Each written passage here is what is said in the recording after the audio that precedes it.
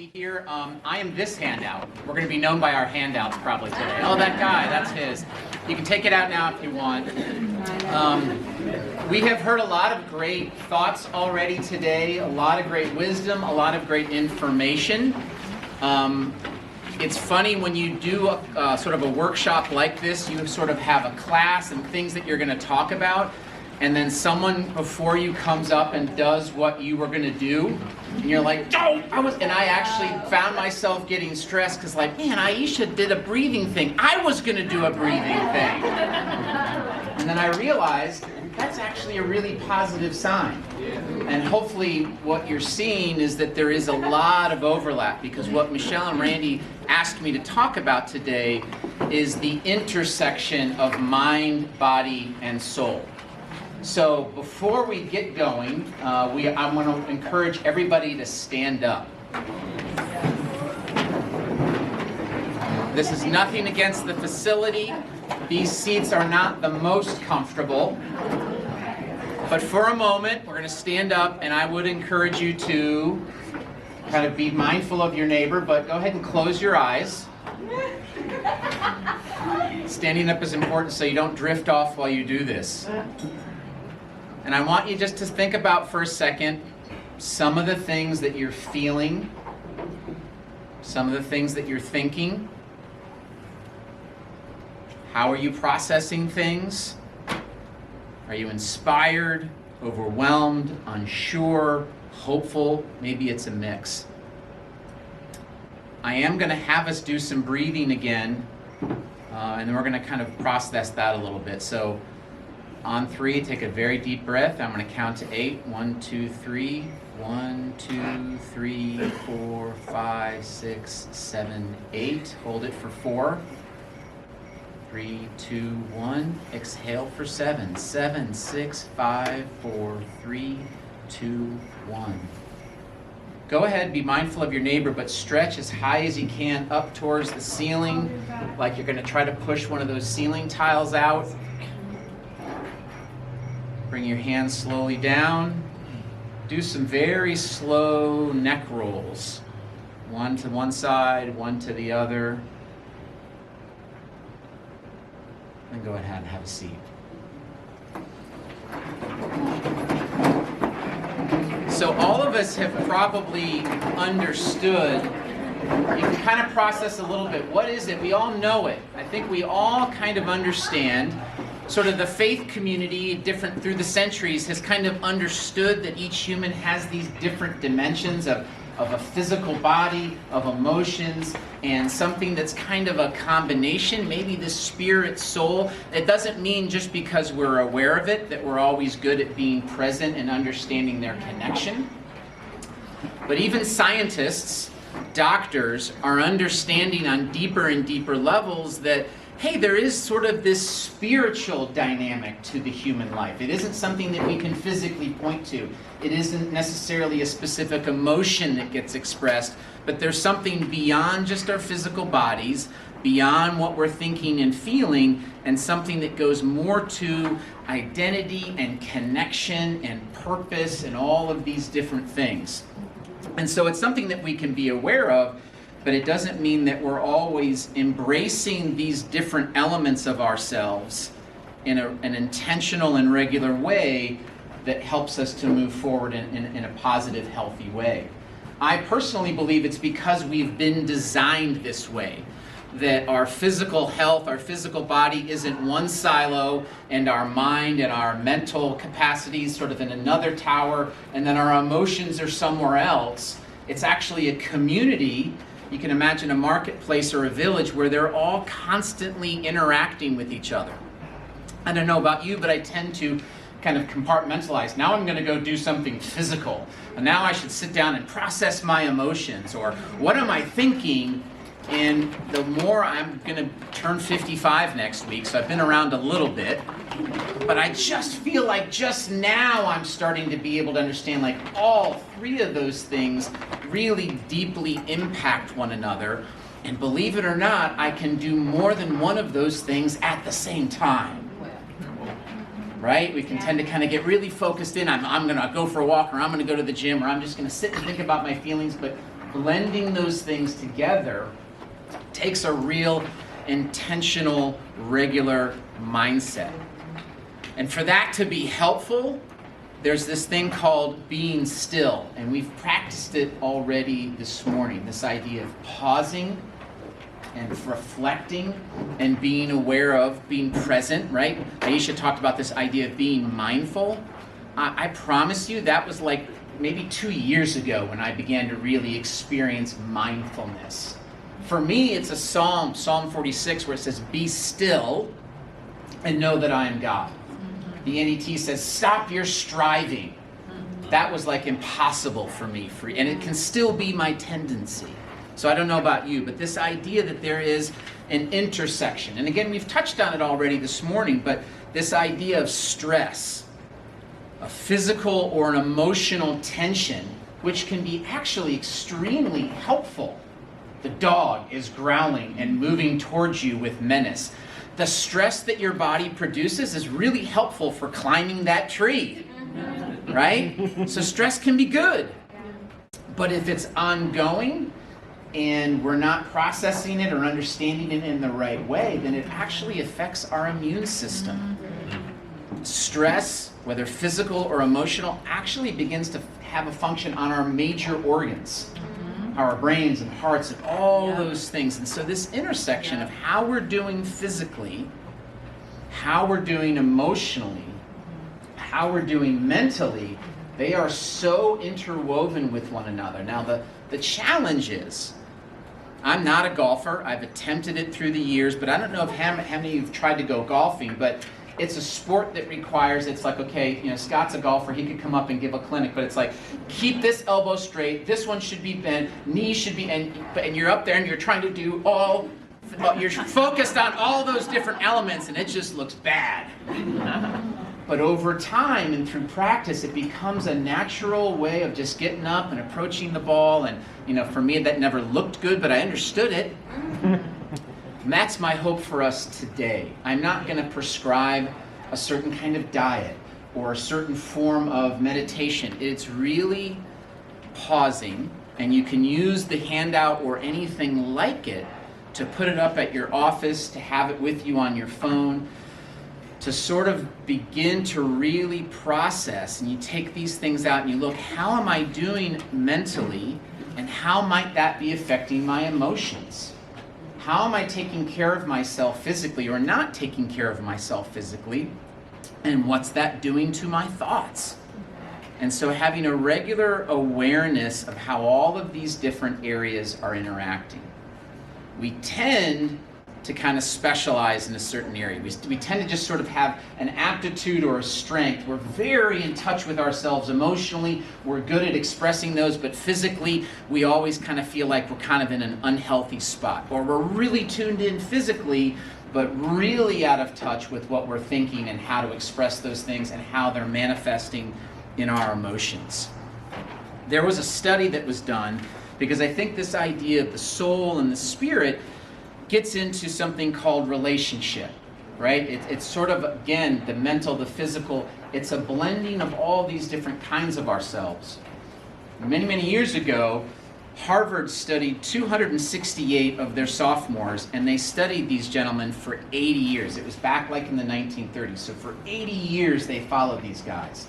And they tracked a broad spectrum of their life, their professional accomplishments and disappointments, and all sorts of health things.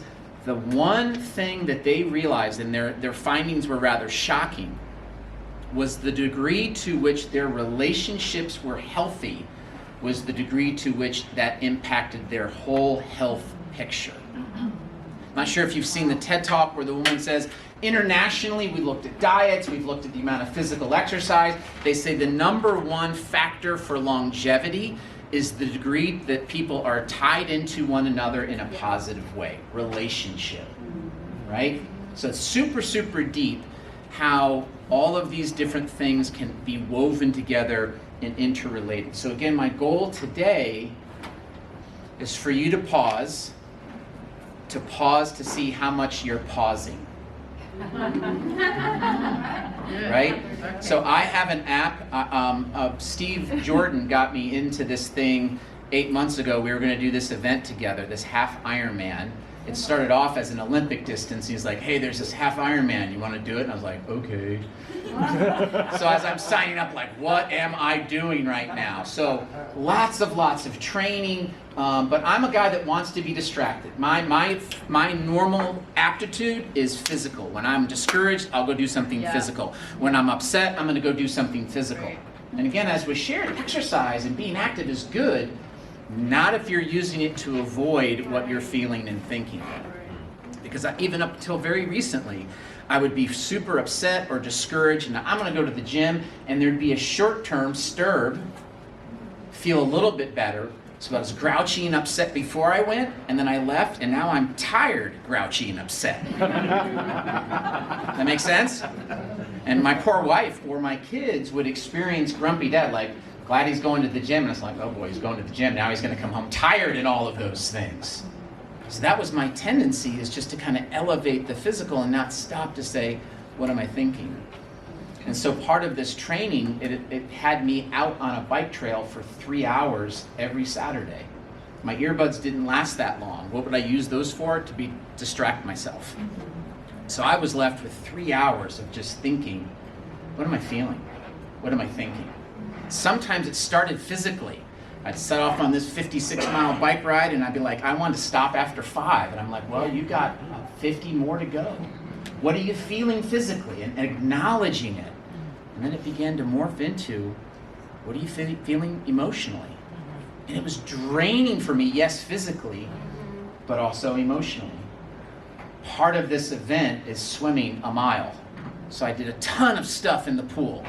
And I actually got to a place where it's like, I cannot wait for the open swim where I don't have to touch a wall anymore. It's going to be wonderful. Training and training. I got up to this reservoir in Delaware, and this is no exaggeration, after 9 months of training. I was in the water for 5 minutes before I was like, I can't do this. Like massive anxiety attacks, surrounded by other people doing it, but I was saying, you can't. I just got so overwhelmed by, like, I gotta go all the way there, and where's the wall I can hold on to? I was suddenly longing for it, thankfully. And I want to throw out this visual as something to remember and what this is a lot about. They had volunteers in kayaks. And you were allowed, in terms of the rules, to go and hang on to one of those. I would not have been able to finish the race had those kayaks not been there. It was, I gotta be totally honest, embarrassing initially. Like, I probably logged 10 miles in the pool. So physically, the mile should have been no big deal. Mentally, I was freaking out. And as I began to freak out mentally, emotionally, I'm like, what's wrong with you? You've done this, what's the problem? And it all kind of started cycling. So I'd hang on to these kayaks, and they'd look down and say, hey, what's your name? Doug. Doug, you're okay. Take a break, you're gonna do this. And I'd be like, okay. And then I'd start swimming, and I'd be like, where's the next kayak, right? And I had this whole time I was gonna do, it got blown out, right? It was like nowhere close to what I was thinking. So that whole performance thing, right? I think we're all here to be the best versions of ourselves, not the perfect version of ourselves. And so what that part of the race looked like was just going from one kayak till the next until I could just get out of the water. Now that long 56-mile bike ride was hard, but I'm like, but I didn't drown. Like, I was so happy to be out of the water. And then I came through the finish line, and this idea of having a community, there's a little video where my family was there and they had signs and they were shouting. You'll see me, and what am I doing after all? I'm smiling. Right? Like, there was no one else smiling as we came into the stadium to prepare for a half a marathon after that, which sucked. Just being honest. Why was I? Because I had a team of people, and then when I finished, like, Dad, you did it, but I was like, but I almost died. Like, I was like, it wasn't this glorious, like, amazing, it was hard. So throughout our lives, we all have these little sort of Ironman things that we have to kind of endure. And we really need to look at these resources and think about, where are the kayaks in my life? Because there really are sometimes I don't think I can finish this unless I have something to hold on to. And that could be a faith, that can be a relationship, it could be a combination of different things. And there's all different kinds of tools. I have got breathing thing. I tend to, when I focus on something, my breathing becomes super shallow. And so it goes, ding, breathing exercise, and I'm like, yes. And it's, we all have been at our jobs probably where we're just staring and we just get up and we walk around. Nothing's changed here in a sense, but we're like, okay, I feel like a better perspective. I feel like I can jump back into this report again, because your body is designed to help you emotionally, but it can also hurt you emotionally. How we think is actually supposed to help us process emotions helpfully, but again, we've already seen how that can get off track as well.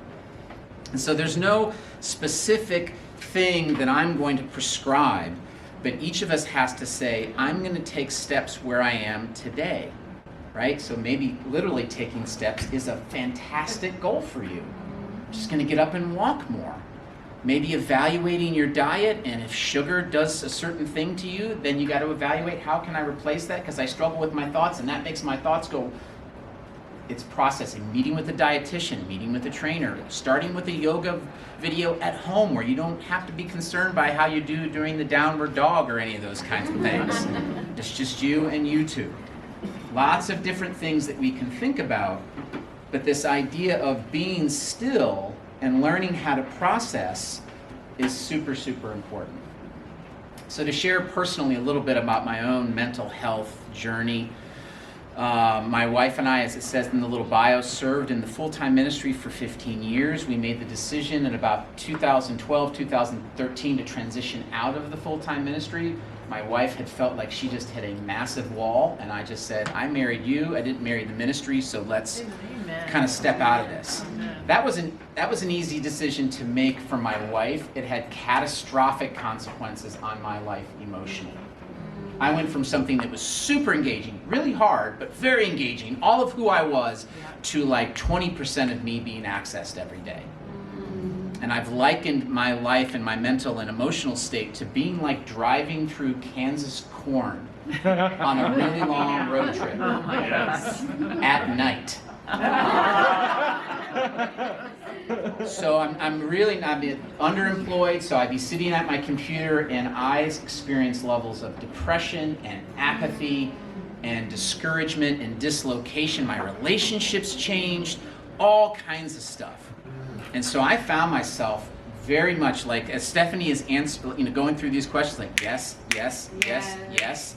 Now, Steve's a friend. He started throwing out the grief recovery thing, and my wife is just amazing, patient, and she's like, wow, that sounds like that might be helpful. I was like, probably.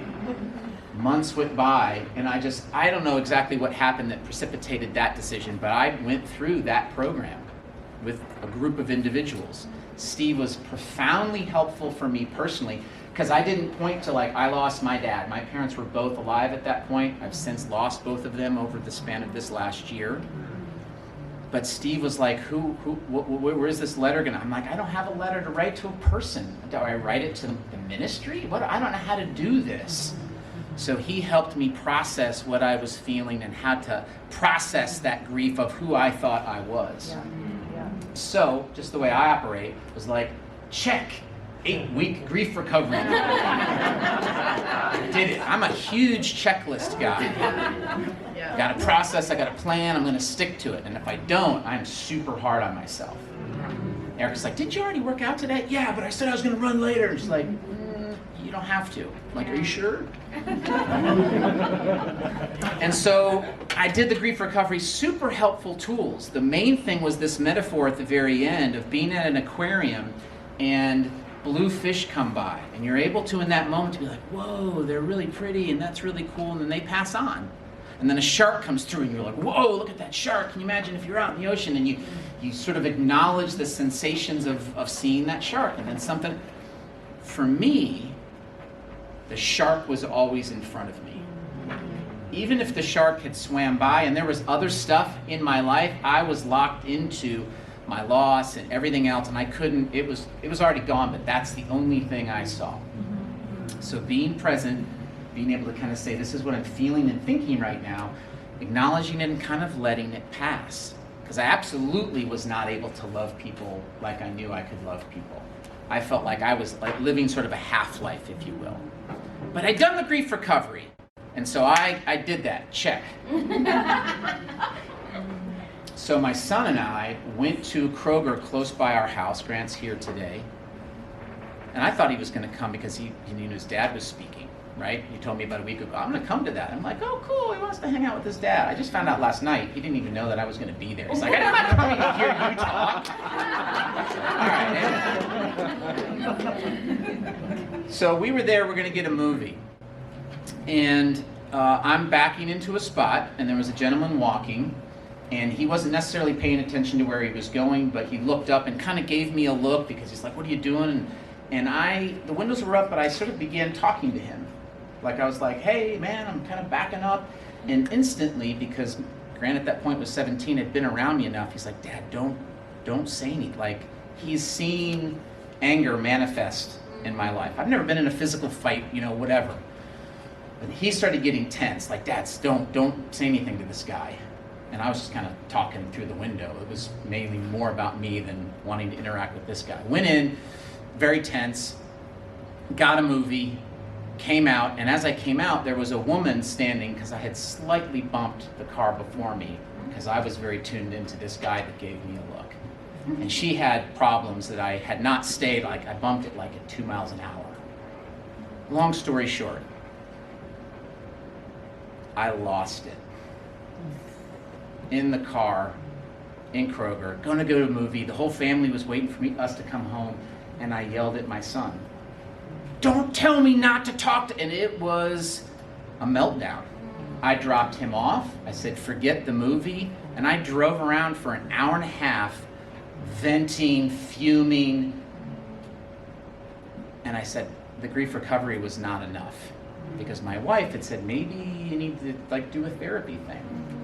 All of the same stuff. I'd been like, I can fix this. Yeah. I'm a disciple. I just need to pray more and do all these different things. Yeah. Yeah.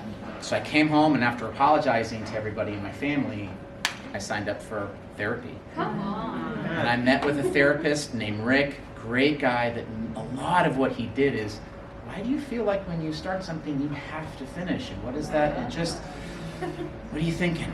What are you feeling? And then when I do these physical things, to kind of bring my emotions along with me and not just sort of try to leave them at home, because guess what? They'll meet you when you get back. Amen. Yep. So my own process of learning how to be present, how to understand that what I'm thinking and feeling and how I can bring those things together has been super, super helpful for me. I definitely feel like I'm still learning. I'm still growing. I haven't had any Kroger meltdowns. And that's actually quite massive for me. I'm super present in being able to say, hey honey, I just snapped at you, and I'm not really sure. Oh, I think I know why. I got an email before I left. It's all, like, that stuff would have taken me like 6 months to figure out. And it's gotten so much faster because I'm like, hey, why am I so short in my breath? Or what's going on with my shoulder? And it's all this stuff. So my encouragement today for you is to pause and ask yourself, maybe what's your aptitude? What's your strength? You tend to be very in touch emotionally, but maybe your diet and your physical dynamic is just off. You've felt insecure, because here's the thing. As I talk about what we're eating and exercise and all those kinds of things can just become another source of guilt and stress, right? And so again, it's kind of wherever you're at, but sometimes because they're hard for us, we just tend to kind of avoid them and not wanting to think about them. Mm-hmm. So to kind of evaluate what's your aptitude, what are you strong in, and begin to think about on a regular basis, I'm feeling this, how is this affecting me physically?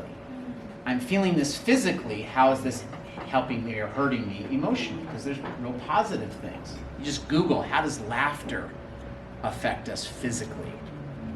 And being mindful of your diet, being mindful of the amount of movement, the kind of movement, being mindful of, again, the emotional cycles that you can get into and what that does to you mentally. We all know the term hangry. Right? So I think a lot of us are aware of this. We can be angry, but boy, if you add hunger to that, There's a whole Snickers campaign where people become someone so totally different. They eat a Snickers and everything gets good, right? It's an easy button. Well, I wish it just was as easy as eating a Snickers bar. But it is for Scott. Scott has that easy button. Snickers fixes his world. But for us to just be more mindful and asking ourselves and incorporating, right? But you can have the apps, you can have the watch that says, have you breathed lately? And you just go dismiss, dismiss. I set some goals for myself, like when I was doing the half Ironman, like movement goals and calorie goals. I'm like, I'm gonna have to change those because I'm not doing that anymore, and this thing is making me feel constantly like I'm not doing anything. Like, you're almost there, you got like 80%, I'm like, 80% to go, it's 10 o'clock at night, like that's not gonna happen. Change the criteria on that thing. Each of us have our own space and our own life. And so giving a mindful, intentional thought and doing whatever you need to do to slow down, to breathe, not just physically, but emotionally. And you see right now what I just did is I slowed down my speaking because I tend to get loud and really fast. And sometimes that's good, and sometimes the person who's receiving that's like, whoa. So to pause, to reflect, think about your emotions, your mental health, and your physical health, not as separate silos, but as a community. And my encouragement would be later today, tomorrow, to make small decisions. Small decisions put together enough times have massive impacts on our lives. And so to be able to, and again, maybe it's consulting a dietitian, but I would encourage you to get a friend. Like, I'm gonna be trying to do this more. You're really good at this. Could you help me in this area of my life? And maybe I can help you in that area of your life.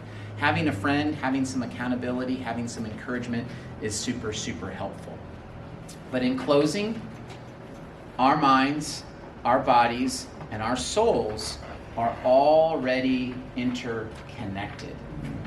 Growth occurs when we regularly acknowledge their connection, celebrate it, and foster it. Thank you for letting me share with you.